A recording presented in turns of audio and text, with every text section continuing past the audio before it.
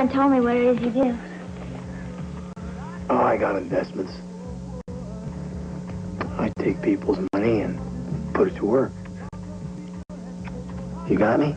Alec Baldwin plays a whacked-out criminal who leads a violent domestic life with Jennifer Jason Leigh in the thriller Miami Blues. That's one of 4 new films we'll be reviewing this week on Siskel and Ebert. We'll also pay tribute to the legendary Greta Garbo. I'm Gene Siskel of the Chicago Tribune. And I'm Roger Ebert of the Chicago Sun-Times. Our first movie is named Miami Blues, and it's a dark comedy starring Alec Baldwin, who is an American intelligence agent in the Hunt for Red October, but this time plays a completely different kind of role as a pathological criminal whose best developed trait is incompetence. In the movie, he's just been released from prison and lands in Miami, where he meets a naive junior college student who's working as a hooker. They hit it off right away. How about that poem we were going to write?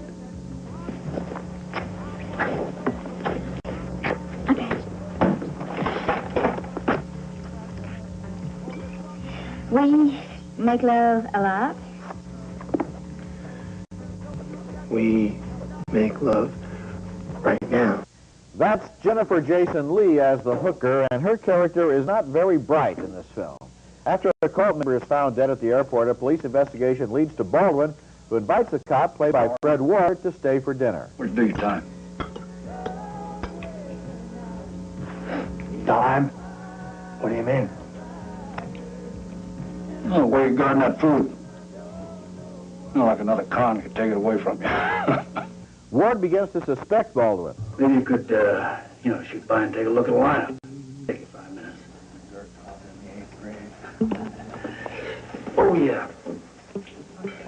You mind standing in the lineup, too?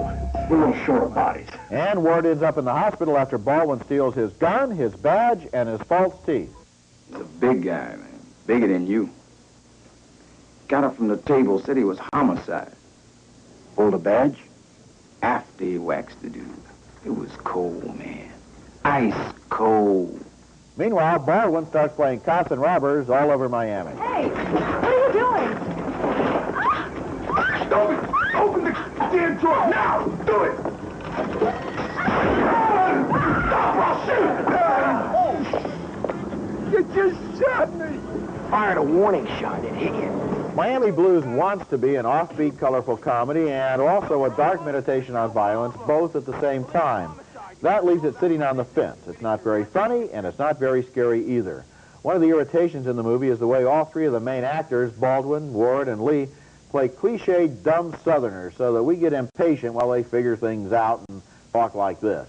I think the Baldwin character is supposed to be a frightening sociopath, but after seeing Michael Rooker play the mass murderer in the current film Henry, Portrait of a Serial Killer, Baldwin looks too shallow and his dialogue sounds too written to really be convincing. But I thought his behavior was convincing. I think there are a lot of freaky people, weird people. I think he's supposed to come from California, from the West Coast, not from the South. Oh, well, that would explain it, yeah. No, but I'm talking about an accent. But I think that there are people that are just get a kick out of being destructive, which is apparently all that's in this kid's mind. Mm-hmm. And he is frightening maybe for that reason. Also, he's able to inveigle this young woman whose whole life seems to come out of watching television. She just thinks that she's interested in having products and a domestic life. And I got involved in the film for all of its faults. Some of the scenes that Baldwin plays are dead copies of De Niro's behavior, some of them out of Taxi Driver, just a speech pattern. At the same time, I just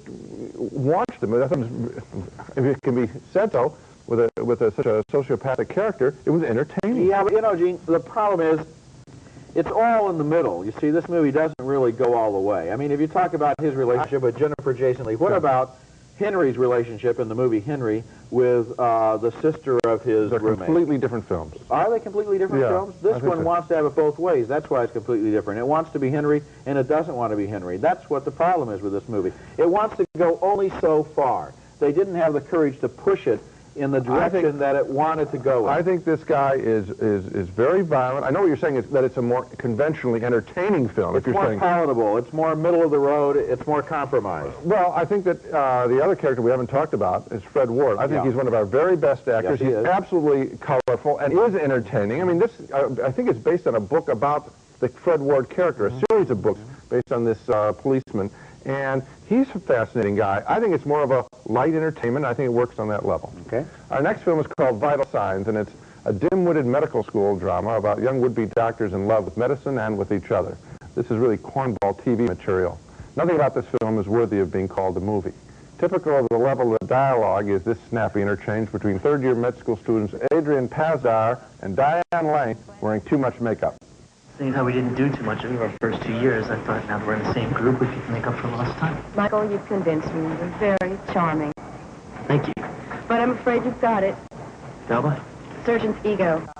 A momentary setback occurs in Diane Lane's professional life when a young patient she is treating dies from an allergic reaction to a shot she's prescribed. Don't beat yourself up for it.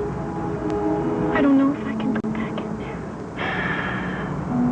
I don't know if I'm strong enough to go back in there. You are. I know you are. I don't know if I can go back in there. Give me a break. The biggest drama of the film is a competition between two young men for the one surgery internship. There's no way you can test for that. It's not your fault. Should have thought of an answer, man. Next time. What do you mean next time? You got it wrapped up, Chatham. Even a good actress like Laura San Giacomo from Sex, Lies, and Videotape can't conquer this laughable script as she tells her med school student husband she's tired of playing second fiddle to his studies. I got off early. I thought I'd bring something. We could have dinner together. Is that okay? I don't have time to take a break. All I want is 10 minutes with my husband that I never see. She looks really bad in this film, and that's just one of the indications of how terrible this script is. I certainly didn't learn anything about the medical profession from Vital Signs. This whole story is on the level of a TV soap opera without those shows' campiness or topicality.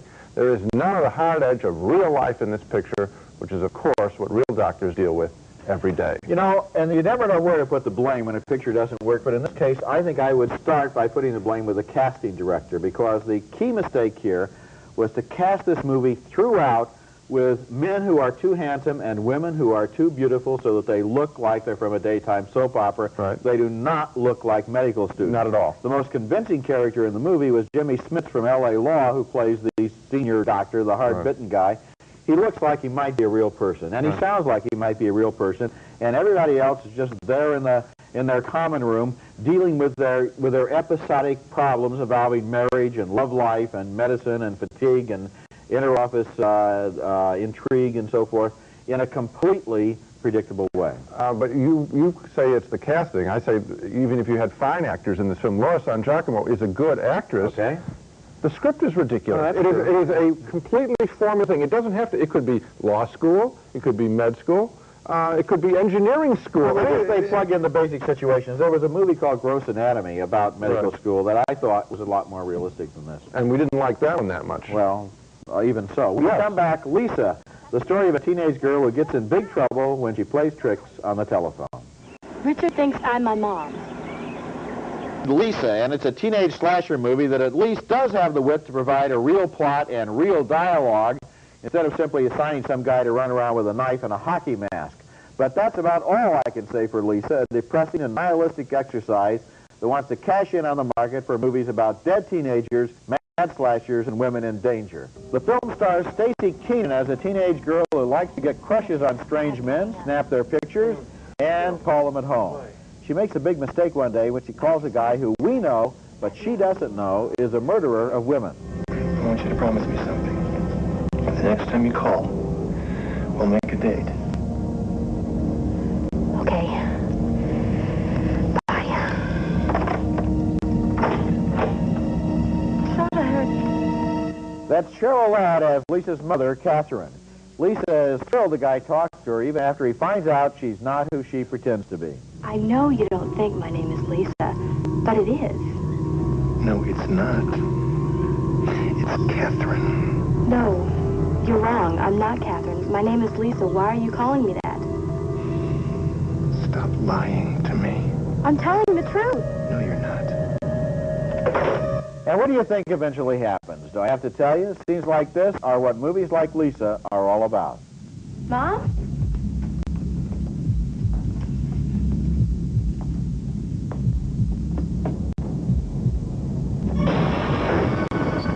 I'm going to coin a phrase in describing this movie. Now, you all know about fast food. This is a fast movie. And what is a fast movie?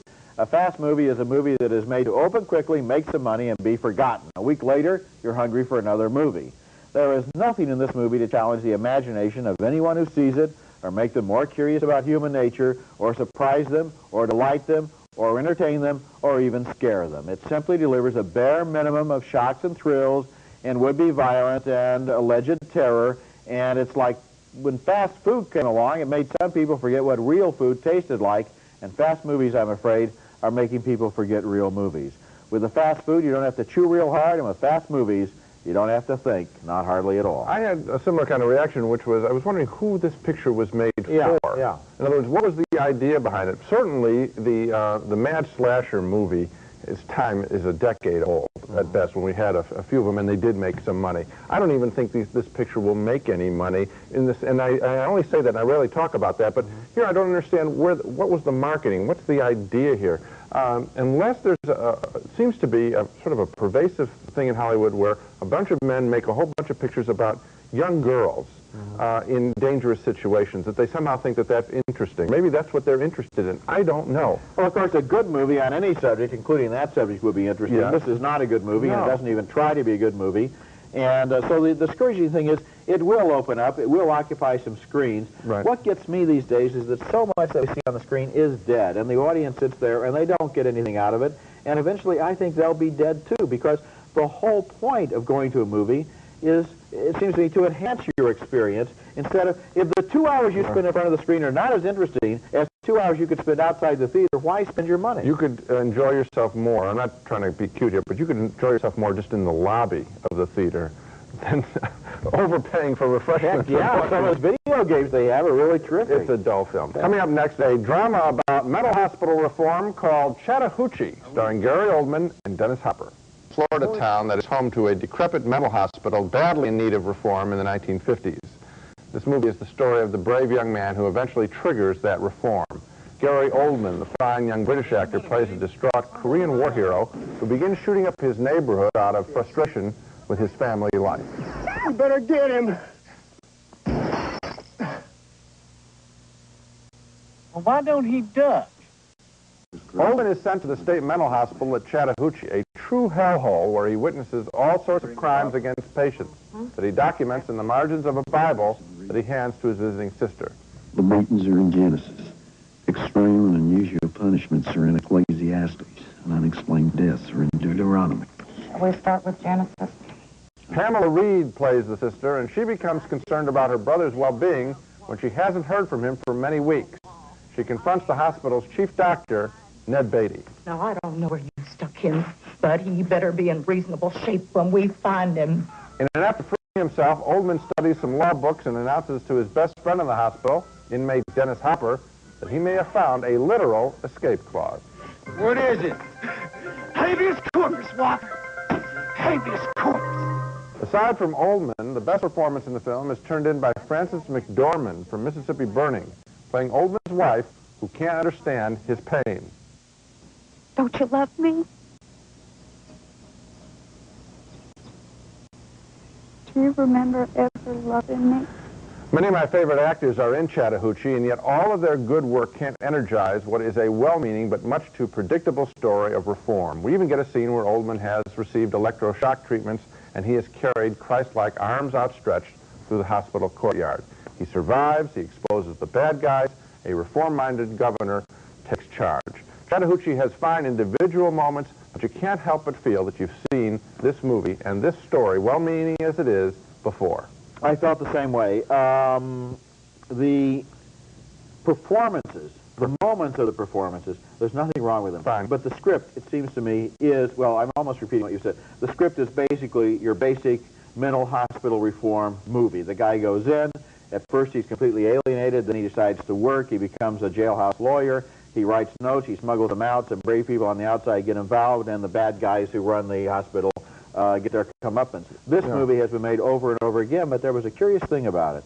I saw it a year and a half ago at the Toronto Film Festival, and I really disliked it. Now they said, well, we've made some editing changes, so go back and see it again. Well, I hadn't seen it in a long time, so I wanted to. You know, for once, the editing changes did improve it. It's a better movie than it was a year and a half ago. Was it shortened? I mean, just... You see, the problem is it's been so long, and movies flow together in such a way you can't get the specifics so much as that the impression is that they tightened it up and made it work better, but it still is just standard issue. It sits there. I mean, Sissy Spacek was Marie, was her prison reform film. This is the same story. And Marie, well acted as though it wasn't very compelling, and this picture isn't either. You just sit there and it's like you're on a treadmill that you've been running on before. You gotta break the mold. Like One Flew Over the Cuckoo's Nest, that broke the mold. When we come back, a tribute to the woman many people thought was the greatest star of all, Greta Garbo. I face the truth. What truth? That one day I shall find myself. Greta Garbo died last weekend at a New York hospital, and in death as in life, she remained a mysterious figure. A hospital spokesman announced her passing, but he gave no time, no cause of death, and no other statement. And then Garbo was alone at last.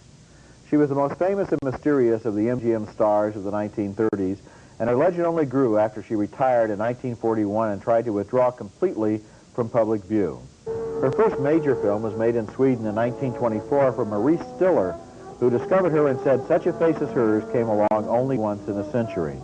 Brought to Hollywood by Louis B. Mayer, she made 10 silent films, including Flesh and the Devil with John Gilbert, a fading star that she was linked with romantically.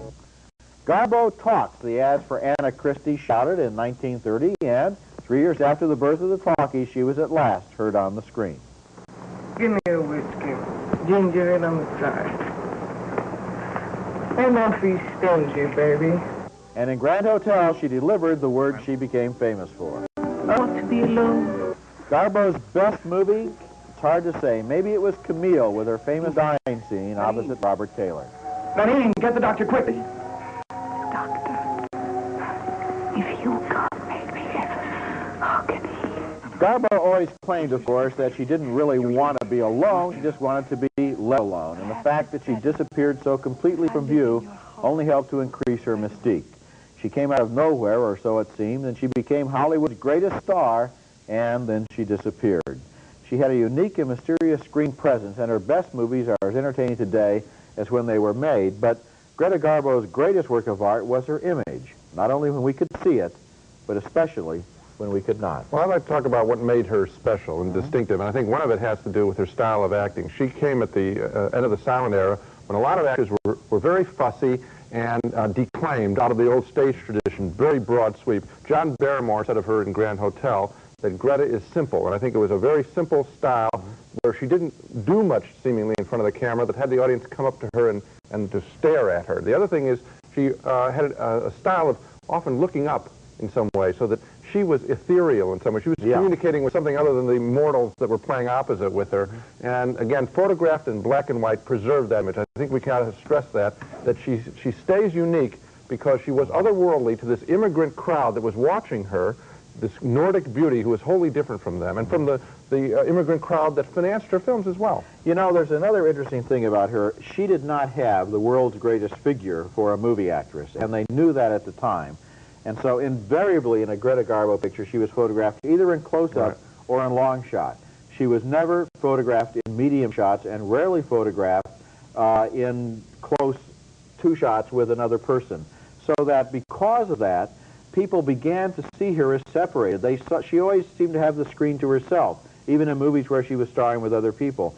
And that subliminally, I think, added to her appeal. Also, one of her directors said that she was the only actress he'd ever seen who could suggest something through her eyes, who could suggest thought through her eyes. Well, that was the different style of acting, where other people would want to state it in some way. The film that you didn't mention, which I would suggest people rent at home video, is her one comedy, Ninotchka, where she is fabulously funny and indicates, now this is 1939, so she's 34 years old, indicates, I think, in that film, that if she had stayed with the movies, or if the movies had stayed with her, she could have had a really long and exciting career.